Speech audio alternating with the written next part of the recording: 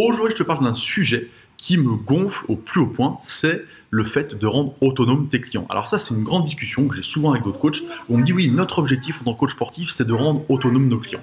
Alors je vais t'expliquer aujourd'hui que c'est une hérésie complète et que c'est surtout complètement faux et qu'on se voile la face en espérant pouvoir rendre autonome nos clients. Bonjour, je m'appelle Anthony Chaves, coach sportif, fondateur de Perform Coach Formation qui permet aux coachs d'augmenter leurs revenus au quotidien dans une aventure humaine et collective au sein de la team Perform Coach.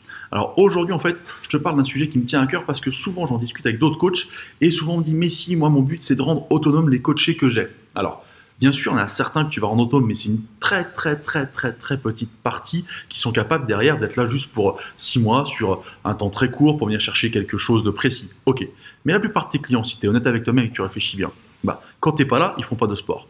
Même si tu as réussi, peut-être pour certains, à les mettre au sport, ils ont peut-être perdu du poids, ils ont retrouvé la forme et ils vont faire un peu de sport sans toi. Mais tu te rends bien compte que si toi tu n'es pas là, si toi tu n'es pas là pour donner des séances, les basiques de renforcement, de gainage, etc., ils ne le font jamais tout seuls. Et c'est pas parce que tu vas dire mon but c'est de vous rendre autonome, on se fixe un temps où je vous suis pendant un an et après vous allez vous débrouiller. Non, ça ne fonctionne pas parce que les gens, en fait, même s'ils vont comprendre ce qu'il faut faire, même si on va avoir des exercices clés, des moments clés, ils n'auront pas envie. Parce que ce que viennent chercher les gens aussi, c'est le moment où je souffle complètement.